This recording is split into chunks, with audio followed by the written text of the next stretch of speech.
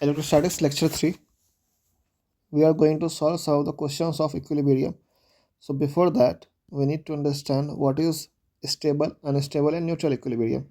तो जब हम किसी भी पार्टिकल को उसके मीन पोजीशन से डिस्टर्ब करते हैं, जैसे ये हमारे पास मीन पोजीशन हो गया, मीन से एक्सट्रीम, एक्सट्रीम से मीन, और पार्टिकल का टेंडेंसी वापस से अपने मीन पोजीशन पे आना हो, that equilibrium is called as stable equilibrium.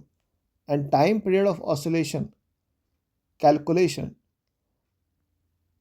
mainly being done for stable equilibriums. तो पॉइंट क्या है कि हमारे अगर पहली बात इक्विलिब्रियम के लिए जो ऊपर लगने वाला नॉर्मल है और नीचे लगने वाला एम है, ऊपर लगने वाला नॉर्मल है और नीचे लगने वाला एम है, ये आपस में बराबर होना चाहिए. और जब इस पार्टिकल को उसके मीन पोजीशन से डिस्टर्ब किया गया तो वापस से पार्टिकल अपने इनिशियल पोजीशन पे आना चाहे, उसे कहते हैं स्टेबल इक्विलिब्रियम. अब पोटेंशियल एनर्जी की टर्म्स में बात करें तो इस पॉइंट पे, दैट इज़ पॉइंट पी पे, जो हमारे पास पोटेंशियल एनर्जी है पार्टिकल का, वो मिनिमम है. तो जब पोटेंशियल एनर्जी मिनिमम होता है, then we will say d2u upon D X square will be greater than 0. In other words, चूँकि पार्टिकल का टेंडेंसी अपने पोजीशन पे वापस आना है, that is force is proportional to minus X. तो हमारे पास कुछ मैथमेटिकल कंडीशंस है, that is force will be proportional to minus X, direction of force and position X will be opposite to one another. जैसे spring mass system हो गया, जैसे एक स्प्रिंग मास सिस्टम हो गया जिसमें एनर्जी का लॉस नहीं है, तो अगर हम इस डायरेक्शन में एक्स देते हैं तो इस पार्टिकुलर टाइम पे फोर्स उसके अपोजिट एक्ट होता है. लेकिन हमारे पास यहाँ पे एक्ट होता ताकि वो अपने वापस से मीन पोजीशन पे आ पाए, फिर मीन पोजीशन पे आया, फिर वापस एक्सट्रीम पे गया, फिर वापस से मीन पे आया. So this particular motion is called simple harmonic motion. Simple harmonic motion is being associated with stable equilibriums and time period of oscillations is being calculated for stable equilibriums. तो उन्हीं दो पॉइंट्स को यहाँ लिखा गया है, that is time period of oscillations is calculated for stable equilibriums. Now unstable equilibrium क्या हुआ, जब पार्टिकल को उसके पोजीशन से डिस्टर्ब किया जाए तो वापस से पार्टिकल अपनी इनिशियल पोजीशन पे नहीं आ पाए. जैसे आप इस वाले पॉइंट को देखिए, पॉइंट क्यू को, तो यहाँ से अगर पार्टिकल को डिस्टर्ब किया गया then it will roll down to the bottom, it will never come back to its initial position. It means mathematically कि इस पॉइंट पे पोटेंशियल एनर्जी ज़्यादा है, we will say d2u upon D square will be less than 0. किसके लिए? Unstable equilibriums के लिए. Neutral equilibrium क्या हुआ कि हर एक नए पोजीशन पे एक नया इक्विलिब्रियम है, that is there is new equilibrium at each and every position, at each and every instance, that is called as neutral equilibrium. So some of the questions we are going to see in electrostatics mainly based on stable equilibriums. जैसे अब इस सवाल में कहा गया कि हमारे पास दो स्मॉल चार्ज क्यू है. तो स्मॉल चार्ज क्यू है तो कैपिटल क्यू चार्ज का प्लेसमेंट कहाँ हो या पोजीशन कहाँ पे हो जिससे कैपिटल क्यू चार्ज इक्विलिब्रियम में रहे, पहला. दूसरा, comment on type of equilibrium perpendicular and along the line joining charges. That is कि हमारे पास मान लेते हैं ये क्यू चार्ज, और इस क्यू चार्ज में कहीं यहाँ पे अगर कैपिटल क्यू एम मास को रखा गया तो इक्विलिब्रियम में है. ये दोनों ही क्यू चार्ज क्या है? फिक्स्ड. हमारे पास फिक्स्ड. अब अगर हम इसे अलोंग द लाइन, इस कैपिटल क्यू चार्ज एम को अलोंग द लाइन डिस्प्लेस करें तो किस तरह का इक्विलिब्रियम होगा? या perpendicular to the line joining, मतलब इन दो क्यू के परपेंडिकुलर अलोंग दिस लाइन अगर इस क्यू चार्ज को, कैपिटल क्यू चार्ज को डिस्प्लेस किया जाए तो किस तरह का इक्विलिब्रियम होगा? So these are the two questions. अब इसे सॉल्व कैसे करें? भाई अगर इस कैपिटल क्यू चार्ज को इक्विलिब्रियम में आना है तो एक फोर्स राइट में लगेगा तो दूसरा फोर्स लेफ्ट में लगेगा. तो हमारे पास यही एक पॉसिबिलिटी है. ऐसा कभी नहीं होगा कि एक पार्टिकुलर एंगल पे दोनों ही फोर्स लग रहा हो, दोनों ही स्मॉल क्यू चार्जेस के कारण, तो हमारे पास कैपिटल क्यू इक्विलिब्रियम में आए. That is one of the major possibility or one of the only possibility that forces because of both small q charges must act opposite to one another at for capital charge q, for capital charge q. तो ऐसा होने के लिए along the line joining, that is या तो capital Q यहाँ पे हो या कैपिटल क्यू हमारे पास यहाँ पे हो या कैपिटल क्यू बीच पे हो। अगर यहाँ पे हुआ तो इस स्मॉल क्यू के कारण रिपल्सिव फोर्स आगे लगेगा और इस स्मॉल क्यू के कारण रिपल्सिव फोर्स फिर आगे की तरफ लगेगा। तो नेट फोर्स जीरो तो हुआ नहीं, F1 and F2 both will be added up. Same goes here, इस स्मॉल क्यू के कारण यहाँ पे रिपल्सिव फोर्स और इस क्यू के कारण यहाँ पे repulsive force, again net force zero हुआ नहीं। ओनली पॉसिबिलिटी दैट लाइज कि अगर Q capital Q small Q और इस क्यू के बीच में लाई करे, दैट इज स्मॉल क्यू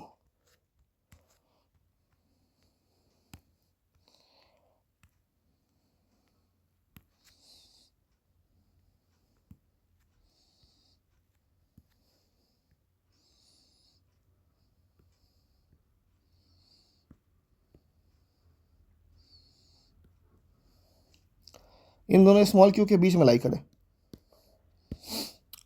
तो अगर हम इस स्मॉल क्यू से किसी एच डिस्टेंस पे कैपिटल क्यू को रखें, irrespective of the nature of charge, irrespective of the nature of charge,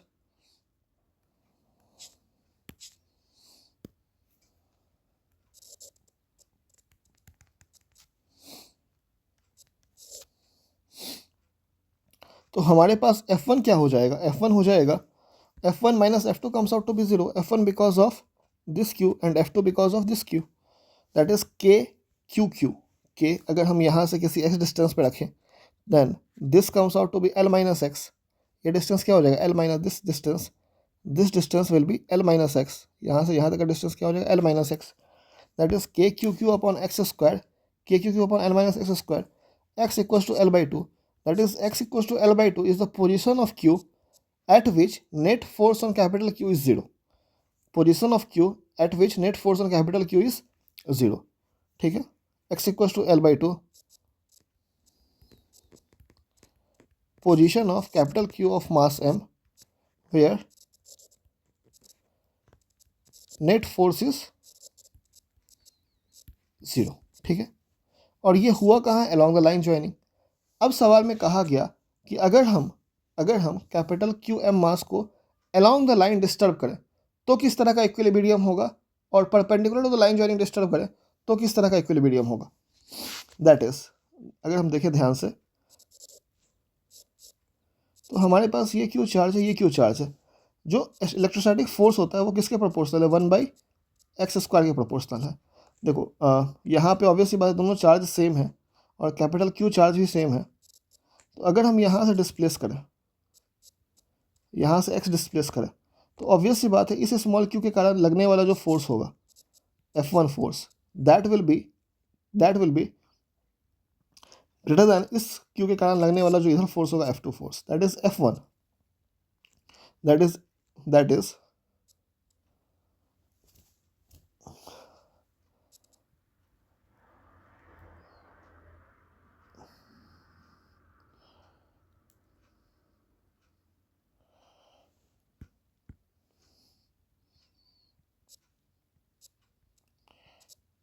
F1 is greater than F2। F1 जो है हमारे पास F2 से बड़ा है, तो जब F1 F2 से बड़ा है मतलब ये वाला पार्ट इससे बड़ा है, तो ऑब्वियस सी बात है Q और M मास जो होगा वापस से अपने मीन पोजीशन पे आना चाहेगा। तो जब नेट फोर्स के कारण पार्टिकल अपने मीन पोजीशन पे आना चाहे तो वो किस तरह का इक्विलिब्रियम हो, stable equilibrium, because F1 is greater than F2, so particle is having tendency to come back to its original position, so this Q and M mass is stable equilibrium, और यहाँ पे एक खास बात ध्यान रखने वाली बात है कि equilibrium of Q does not depend on it's nature and magnitude. समझना, अगर हमारे पास कैपिटल Q नेगेटिव होता तो इस वाले Q के कारण यहाँ पे लगने वाला एक अट्रैक्टिव फोर्स लगता से F2 F1, और इस वाले Q के कारण यहाँ पे लगता है F2। So even if capital Q charge will be negative, F1 can be equals to F2। So यहाँ पे अगर हम इसे सॉल्व किए भी तो K Q Q and K Q Q gets cancel out. So it means equilibrium of capital Q charge when both small Q charge are fixed does not depend on nature and magnitude. So this is a note point, very important point, that equilibrium of Q does not depend on its nature and magnitude. And the second one, when capital Q of positive nature is displaced along x, अगर Q का nature positive है और उसे x के along displace किया गया, that is along the line joining displace किया गया, F1 will be greater than F2, the particle will come back to its initial position or original position. तो ये हो गया आपके पास स्टेबल इक्विलिब्रियम। अब सवाल है कि क्या हो अगर कैपिटल क्यू एम मास के चार्ज को perpendicular to the line joining displace किया जाए। समझना ध्यान से कि अगर हमारे पास ये स्मॉल क्यू चार्ज है और perpendicular to the line joining अगर डिस्प्लेस किया गया,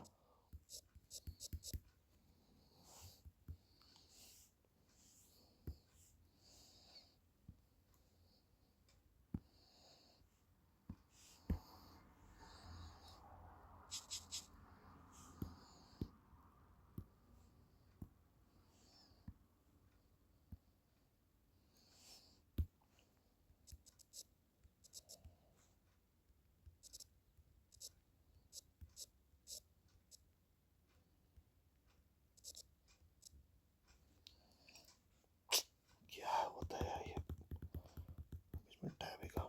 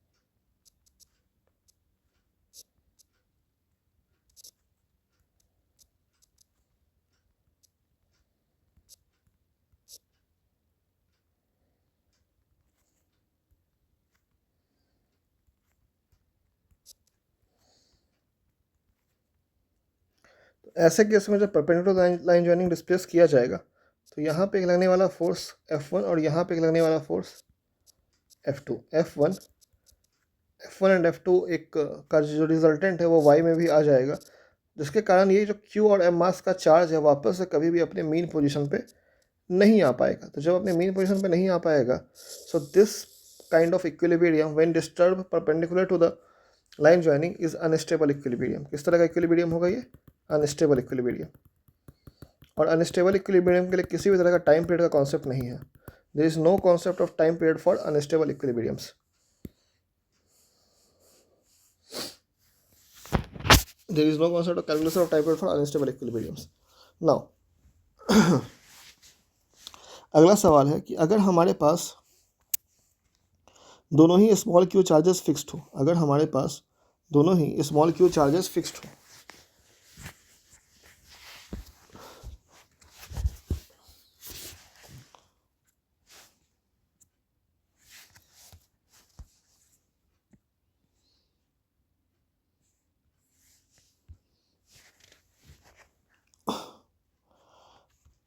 और बीच में माइनस क्यू एम मास का चार्ज रखा जाए, तो पहला सवाल along द लाइन ज्वाइनिंग किस तरह का इक्विलिब्रियम हो? along द लाइन ज्वाइनिंग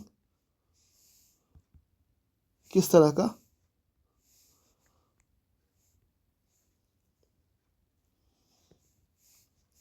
का इक्विलिब्रियम होगा?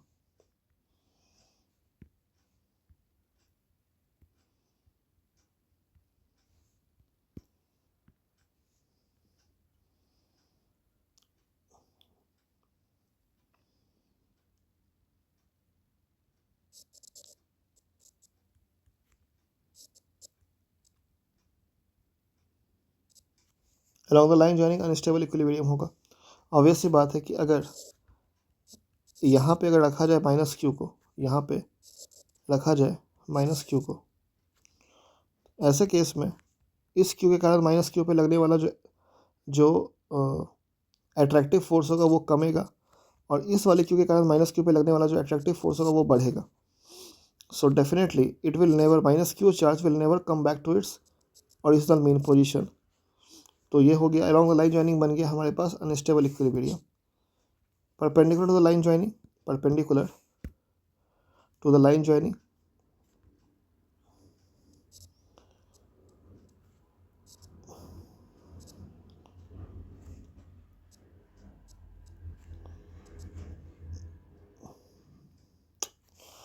क्या हो रहा है यार यहाँ पे।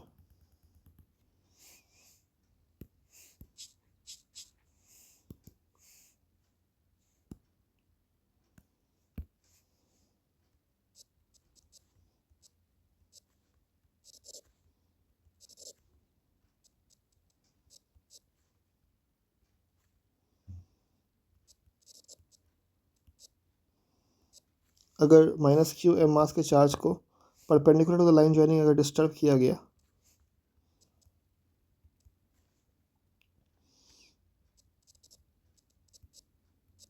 तो ऐसे केस में ऑब्वियस सी बात है एक अट्रैक्टिव फोर्स इधर लगेगा से F1, और एक अट्रैक्टिव फोर्स इधर लगेगा से F2। चूँकि मेरे पास F1 जो है वो F2 के बराबर है, F1 जो है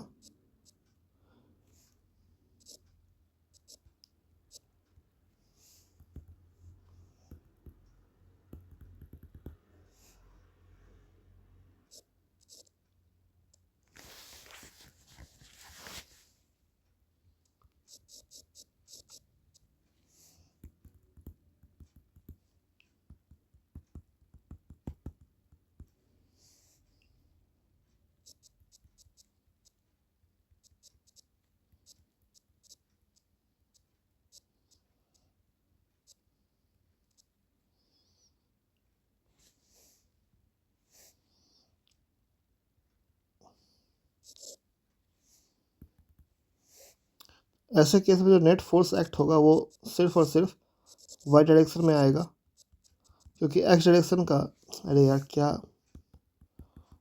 है,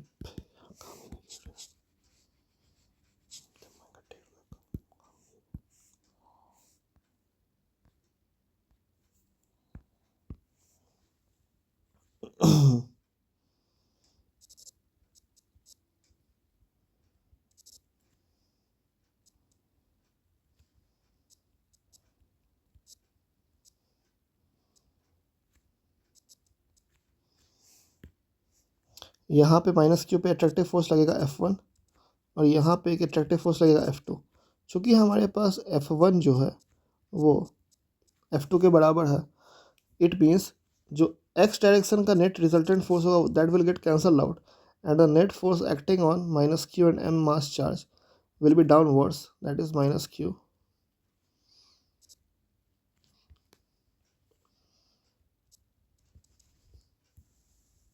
क्या हो रहा है यहाँ पे।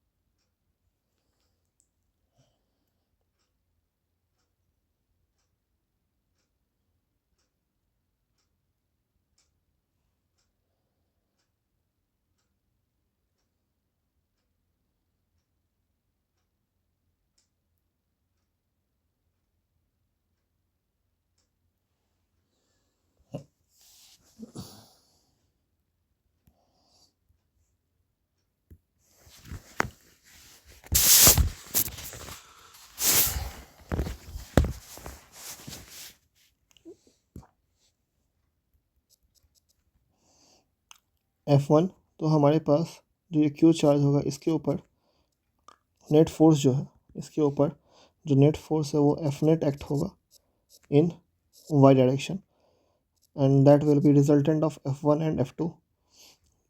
यहाँ पे minus Q and M mass charge है, ठीक है। So perpendicular the line joining, हमारे पास perpendicular to the line joining हमारे पास स्टेबल इक्विलिब्रियम होगा, that is perpendicular to the line joining. यहाँ पे इस बात का ध्यान रखना है कि ये दोनों ही स्मॉल q चार्ज फिक्स्ड है। The line joining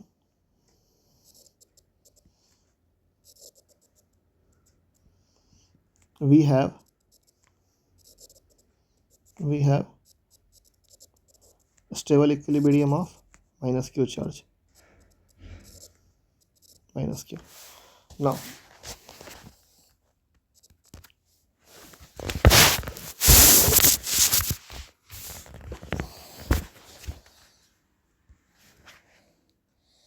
question number 3rd,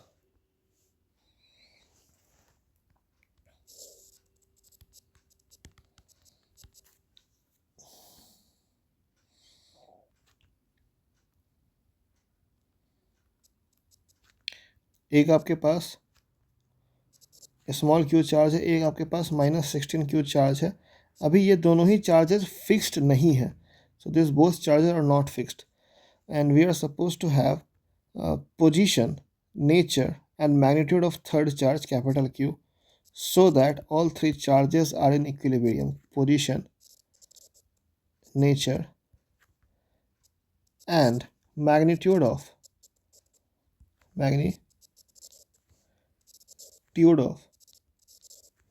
third charge capital Q, so that all three charges are in equilibrium, so that all three charges are in equilibrium.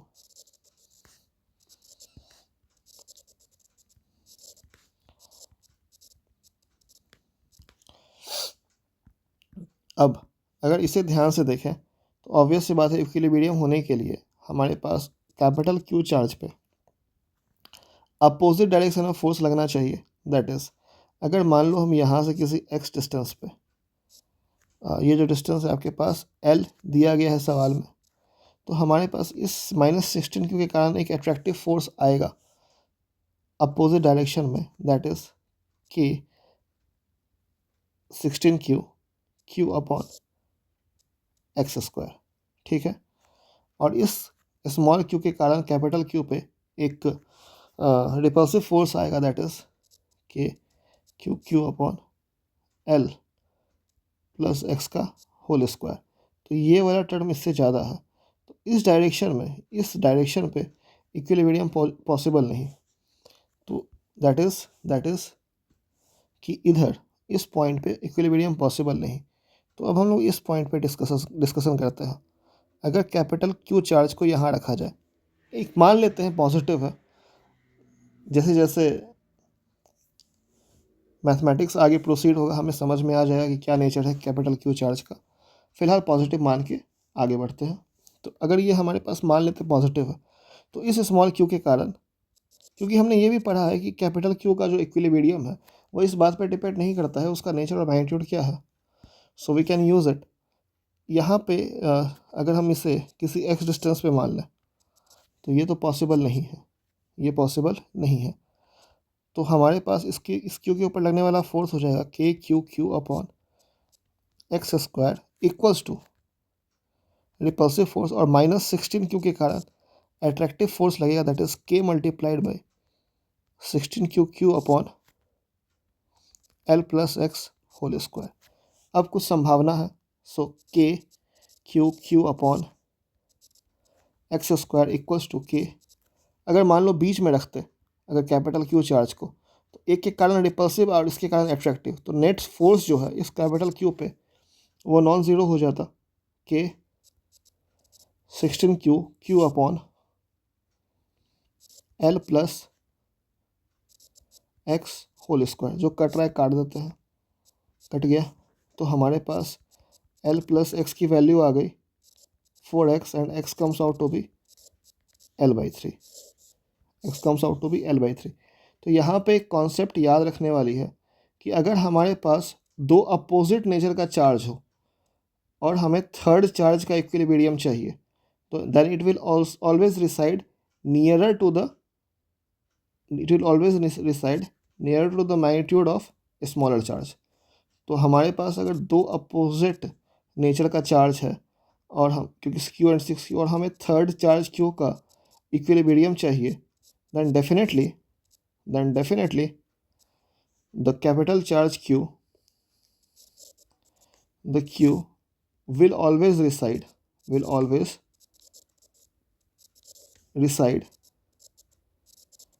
nearer to the smallest magnitude charge,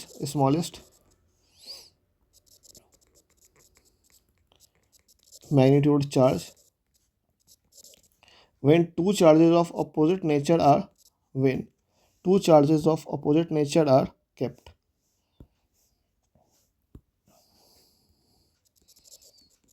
When two charges of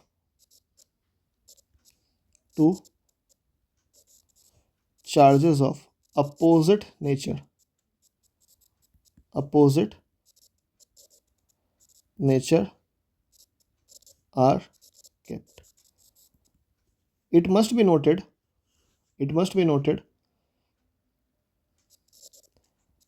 that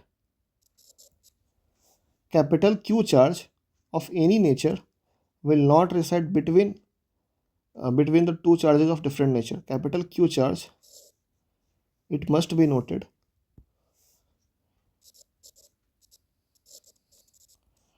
capital Q charge of any nature will not reside between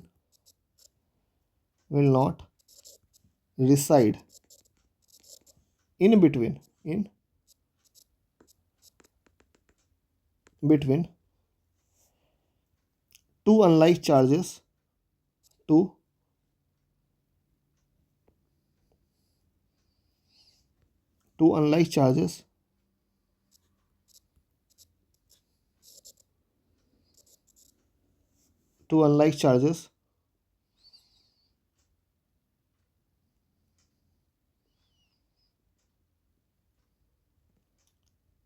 for system to be in equilibrium, for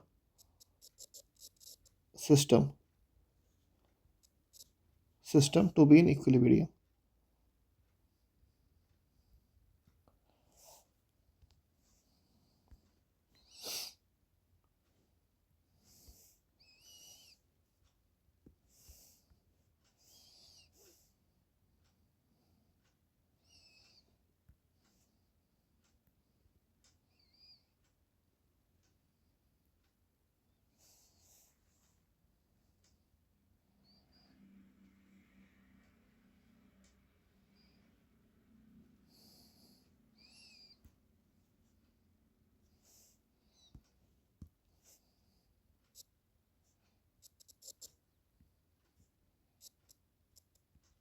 equilibrium, ठीक है।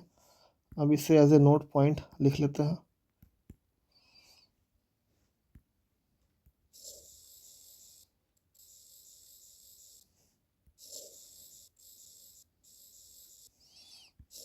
Very important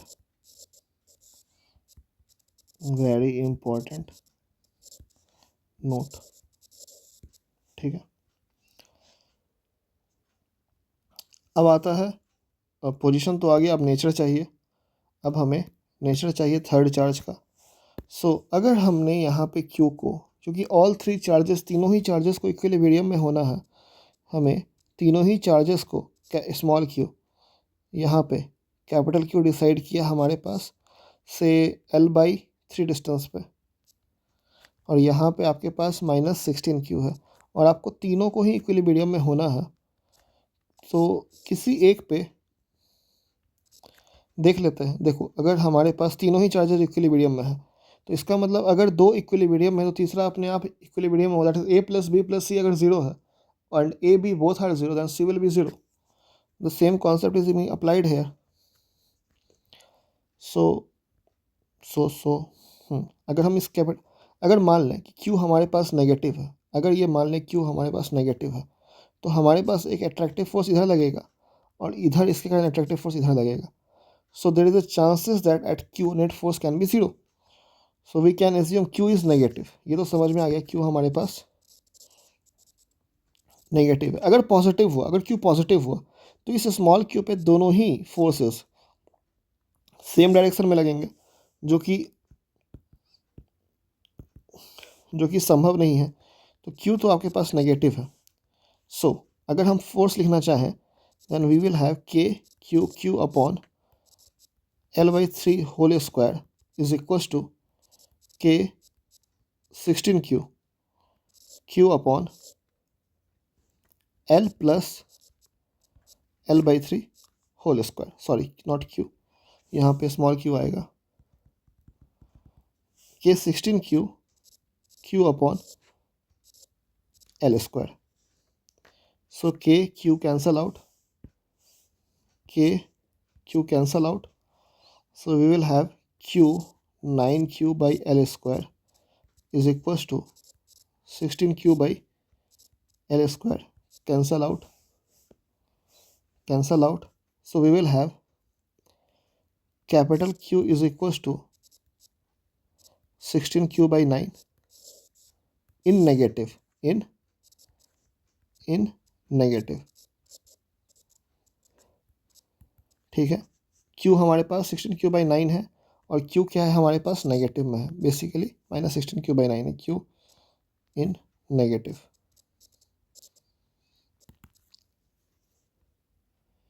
अगर हम चाहें तो q को positive करके भी net force अगर स्मॉल q चार्ज पे जीरो कर देंगे तो q की वैल्यू माइनस 16q by 9 आ जाएगी.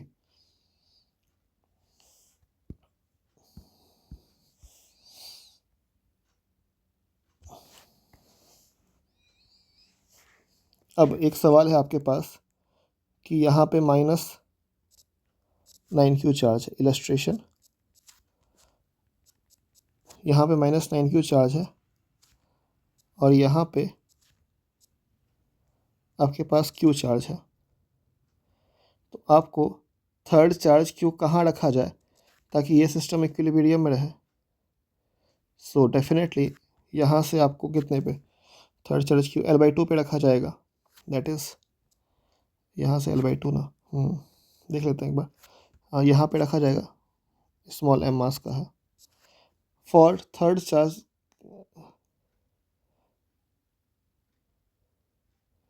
capital Q is placed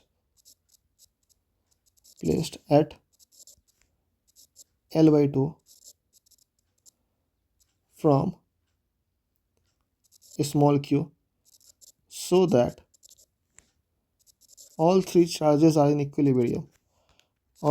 So that ये फिक्स्ड है, ये भी फिक्स्ड है. so that capital Q is in equilibrium. Now if displaced to the right of Q, if displaced, now if slightly displaced along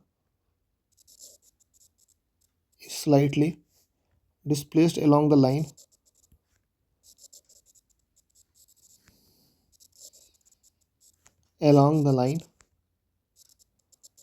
comment on type of equilibrium, comment on type of equilibrium. ठीक है.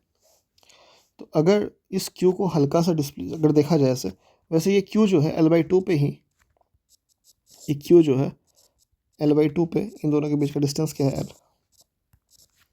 L/2 पे ही equilibrium पे आना चाहिए. वैसे देख लेते हैं k q q अपॉन के 9q q अपॉन, हाँ, तो आपके पास l प्लस एक्स जो हो गया वो 3x हो गया। हाँ, x की वैल्यू l/2। सो ये चेक हो गया कि l/2 पे ही इक्विलिब्रियम पे आएगा, l/2 पे ही इक्विलिब्रियम पे आएगा। अब अगर टेक्निकली सोचें कि अगर हम इस q को इस स्मॉल q के पास रखें तो ऑब्वियस सी बात है अट्रैक्टिव फोर्स इन्फिनिटी होगा। अट्रैक्टिव फोर्स जो है या फिर जो रिपल्सिव फोर्स है वो यहाँ पे इन्फिनिटी पे होगा, मतलब ये दूर जाना चाहेगा। ये यहाँ पे जो नेट फोर्स दैट इज़ एक जो हमारे पास फोर्स स्मॉल q के कारण लगेगा किसके ऊपर, फोर्स कैपिटल Q पे लगेगा स्मॉल q के कारण, और इधर जस्ट ए मिनट सॉरी, हाँ, इधर जो है आपके पास फोर्स लगेगा स्मॉल q पे कैपिटल Q पे स्मॉल q के कारण, और इधर जो है फोर्स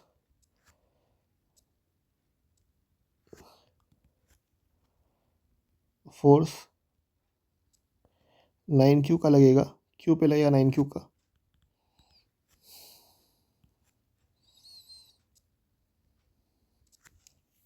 का। तो जब अगर यहाँ से डिस्प्लेस किया गया, जब यहाँ से डिस्प्लेस किया गया, अगर यहाँ पे लेके चला गया, तो हमें साफ साफ दिख रहा है कि इस स्मॉल q का इस पे फोर्स का इफेक्ट जो है ये कम हो जाएगा, क्योंकि डिस्टेंस जो है बढ़ा है, लेकिन इस पॉइंट पे, इस वाले पॉइंट पे दोनों का फोर्स बराबर है। इस वाले पॉइंट पे इस स्मॉल q का फोर्स ज़्यादा होगा और इस माइनस 9q का फोर्स कम होगा। इस वाले पॉइंट पे दोनों का बराबर होगा। इस वाले पॉइंट पे 9q का फोर्स ज़्यादा होगा, और यहाँ पे जो फोर्स होगा q का वो कम होगा। सो इन दैट केस जो हमारे पास q और m मास का चार्ज है वापस से अपने मीन पोजीशन पे आना चाहेगा। सो वी कैन से कि अगर स्लाइटली डिस्प्लेस किया गया तो ये हमारे पास एक स्टेबल इक्विलिब्रियम होगा, स्टेबल इक्विलिब्रियम। दूसरा सवाल देख लेते हैं इसी तरह का, कि अगर आपके पास ये -q हो जाए और ये आपके पास 9q हो जाए, और अगेन l/2 डिस्टेंस पे capital Q charge m mass का रखा जाए। For the same question comment on the kind of equilibrium. इन दोनों के बीच का डिस्टेंस आपके पास l है, ये दोनों ही चार्जेस फिक्स्ड हैं, ये भी फिक्स्ड हो गया और ये भी आपके पास फिक्स्ड है। Now if capital Q and m mass charge slightly displaced, जब हल्का सा डिस्प्लेस किया जाएगा तो क्या होगा। सेम क्वेश्चन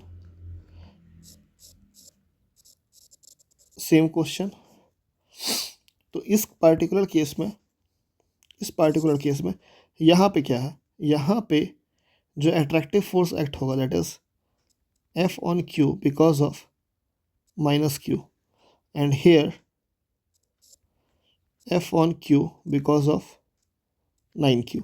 ये दोनों आपस में बराबर है, लेकिन ठीक -q के नज़दीक में या यहाँ पे हमारे पास -q से लगने वाला फोर्स जो है वो डोमिनेंट है, वो ज़्यादा है। लेकिन यहाँ पे दोनों बराबर है। यहाँ के बाद 9q का जो फोर्स होगा, जो 9q के कारण जो लगने वाला फोर्स होगा that is F on Q 9q will be greater than F of Q because of -q from point P onwards, from, ऐसा कहते हैं फ्रॉम P ऑनवर्ड्स। तो जब ऐसा होगा कभी भी particle will never come back to its Q and M mass will never come back to its equilibrium position, to its equilibrium position.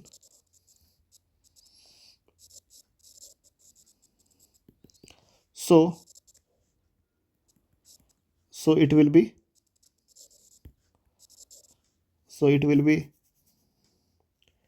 unstable equilibrium. It will be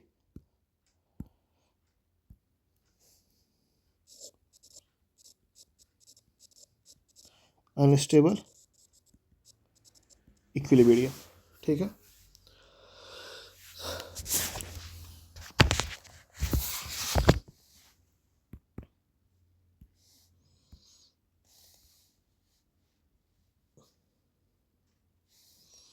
now questions on time period of oscillations, questions on time period of oscillations.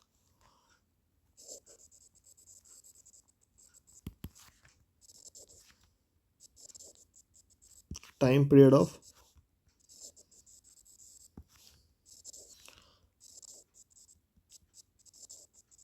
oscillation, एक ही method से solve किया जाएगा. So we will come about multiple methods when we solve specifically JEE Advanced PYQs. चलिए question number 2, 3, question number 4. Again आपके पास time period of oscillation calculate करना है. हमारे पास माइनस क्यू चार्ज है, यहाँ स्मॉल क्यू चार्ज है, यहाँ भी हमारे पास स्मॉल क्यू चार्ज है, बीच में आपके पास क्यू चार्ज है स्मॉल एम मास का. नाउ ये दोनों ही चार्जेस क्या है, फिक्स्ड. ये भी चार्ज फिक्स्ड और ये भी charge fixed. Calculate time period of oscillation. Time period of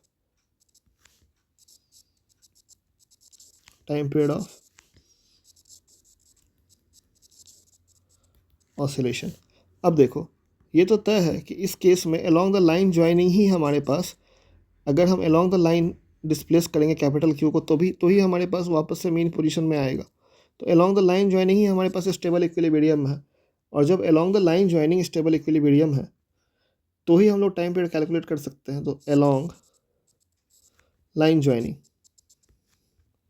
solution, along line joining we are having stable equilibrium.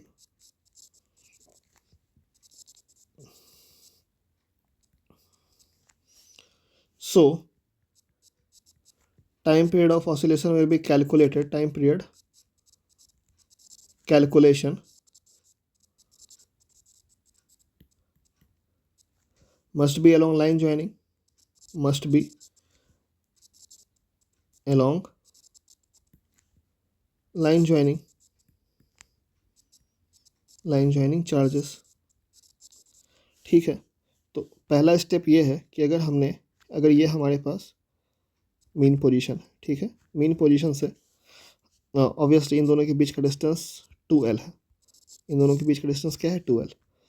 सो अगर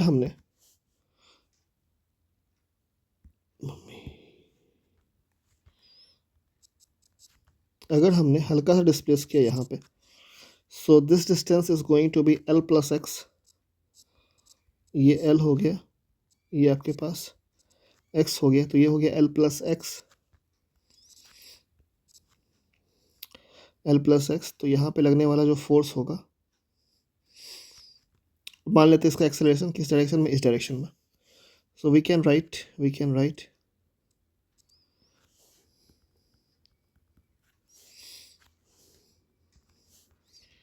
यहाँ पे Q होगा, यहाँ पे Q होगा. सो ये तो भी L होगा. That is we can write acceleration A इधर है, तो इस पे लगने वाला फोर्स, एक तो फोर्स इधर लगेगा, that is Q upon L plus x whole square, और एक फोर्स इधर लगेगा Q चार्ज पे, that is L minus x whole square. और इस पार्टिकुलर Q चार्ज का जो एक्सेलरेशन है, इधर हमारे पास एक्सेलरेशन A है, इधर हमारे पास एक्सेलरेशन A है, that is Q upon L plus x whole square minus Q upon L minus x whole square is equal to mass into acceleration. So Q common, Q common. Here we will write L minus x whole square minus of L plus x whole square upon L square minus x square to the power square is equal to mass into acceleration. एक बात का ध्यान रखना है, that is x is much much much less than L, that is x by L is much much less than 1, तभी हमारे पास SHM हो पाएगा, तभी हमारे पास SHM हो पाएगा। हालांकि इस केस में, हालांकि इस पार्टिकुलर केस में एक्स अगर थोड़ा बड़ा भी है तो भी कुछ खास फर्क पड़ेगा नहीं, क्योंकि एनर्जी का लॉस वैसे भी नहीं है। मतलब even if x is larger there is no loss of energy because entire configuration is being taken on frictionless surfaces or without any air resistance। तो ये हो गया के Q Q L square plus x square minus 2LX and L square plus x square plus 2LX, so minus 2LX minus 2LX, so minus 4LX, as x is much much less than L, so this comes out to be L to the power 4, this is mass into acceleration। तो आपको पता है acceleration क्या हो जाएगा हमारे पास, के Q q upon L cube -4 और यहाँ पे x, ये हो गया आपके पास। देखो अगर हमारे पास एक्सेलरेशन, अगर हमारे पास acceleration minus omega square x के फॉर्म में आ जाए तो ये सिंपल हार्मोनिक मोशन है। सो वी कैन राइट नहीं, इस केस में x जो है वो बहुत छोटा होगा l से, x by L much much less than 1 होगा, बिकॉज अगर ऐसा नहीं हुआ तो ये हमारे पास टर्म आ जाएगा और इस पार्टिकुलर मैथमेटिकल फॉर्म में ये इक्वेशन नहीं आ पाएगा, तो SHM नहीं हो पाएगा। सो x much much less than l,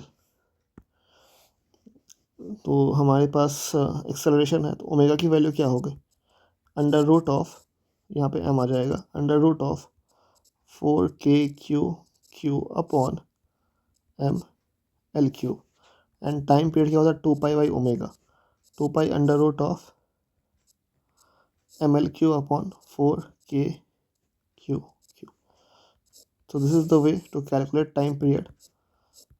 एक और क्वेश्चन देखते हैं जिसमें perpendicular to the line joining SHM है, perpendicular to the line joining particle stable equilibrium में है। तो ऐसा तभी होगा जब हमारे पास दोनों capital small Q positive charge के बीच में माइनस क्यू नेगेटिव चार्ज आएगा, minus capital Q negative charge आएगा।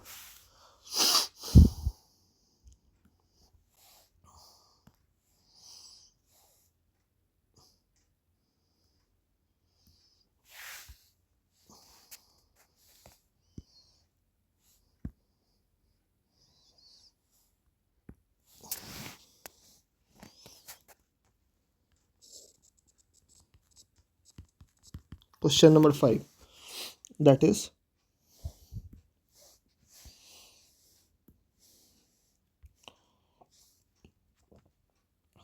minus q m mass kept between two fixed charges, two fixed charges, two fixed charges at equilibrium,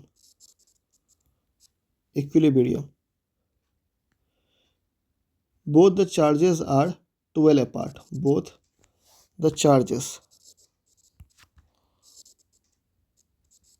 are 12 apart from one another, 12 apart from one another।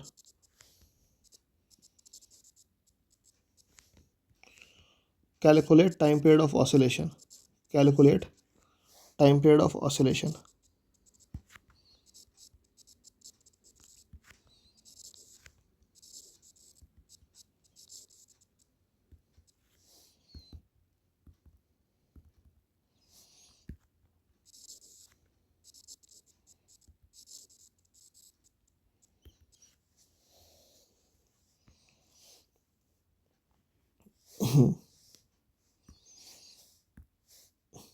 तो solution क्या हो जाएगा इसका, obviously perpendicular to the line joining ही stable equilibrium होगा, और जब stable equilibrium होगा तभी हम लोग time period of oscillation calculate कर सकते हैं, क्योंकि अलोंग द लाइन ज्वाइन, जैसे मान लो अगर हमारे पास यहाँ पे क्यू चार्ज है, यहाँ पे क्यू चार्ज है, दोनों ही फिक्स्ड है, दोनों ही हमारे पास फिक्स्ड है, और अगर हम यहाँ पे माइनस क्यू चार्ज रखें और अलोंग द लाइन ज्वाइनिंग हटाए, तो ऑब्वियस सी बात है इस स्मॉल क्यू के कारण अट्रैक्टिव फोर्स बढ़ जाएगा, और इस स्मॉल क्यू के कारण अट्रैक्टिव फोर्स घटेगा, तो ऑब्वियस सी बात है कि वापस से मीन पोजीशन पे ये माइनस क्यू चार्ज नहीं आ पाएगा। Along the line joining unstable equilibrium है। So along the line joining unstable equilibrium, along the line joining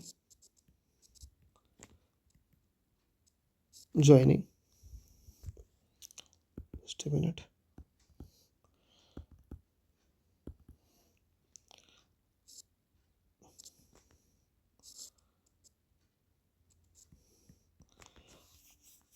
minus q charge minus q is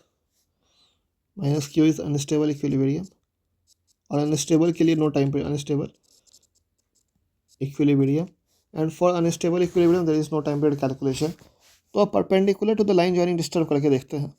अगर perpendicular to the line joining disturb किया गया और वापस से माइनस क्यू चार्ज अपने mean position पे आने की टेंडेंसी रखता है, then we will calculate time period of oscillations. तो ये हमारे पास क्यू चार्ज, ये क्यू चार्ज। नाउ अब इन दोनों के बीच का डिस्टेंस आपके पास 2L है।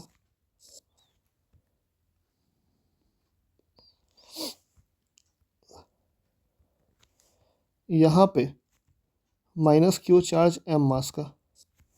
नाउ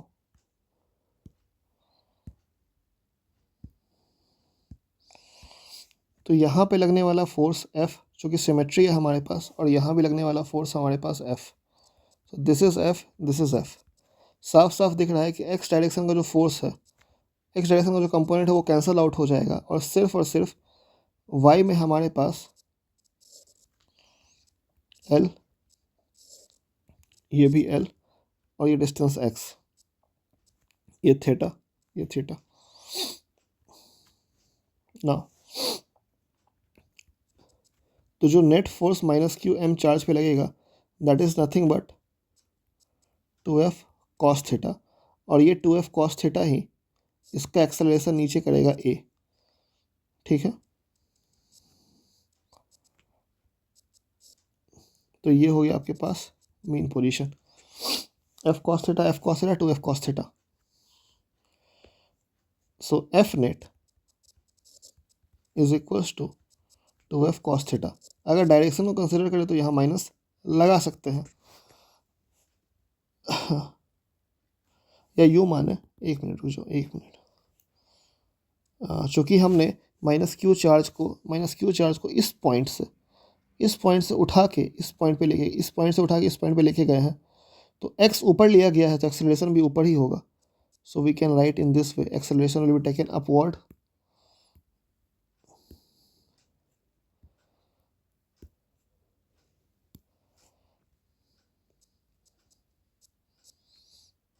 अगर हम माइनस क्यू चार्ज को ऊपर लेके गए सो डेफिनेटली एक्सेलरेशन कैसा होगा, ऊपर की तरफ a, क्योंकि हमने x perpendicular to the line joining both q small q charges displace किया है।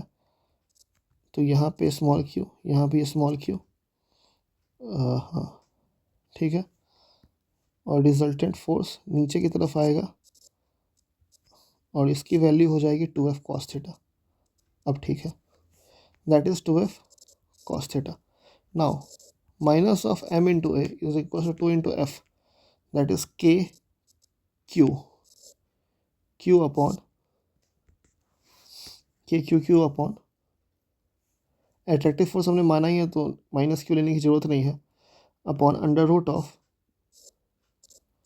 L square plus x square whole square multiplied by x upon under root of L square plus x square. x is much less than L, तो acceleration की value क्या हो गई, 2k q x upon L square plus x square whole to the power of 3/2, that is x square, x is much less than L, तो ये cancel out. Acceleration की value हो गई 2k, माइनस में -2k q upon m L q, और यहाँ पे x. So here we can directly से, ये तो ओमेगा स्क्वायर हो गया, तो टाइम पीरियड ऑफ ऑसिलेशंस जो होगा that is 2 pi under root of, omega हो जाएगा अंडर रूट में ये under root of m L q upon 2k q. आज के लिए इतना ही। इलेक्ट्रोस्टैटिक्स लेक्चर 4 कल।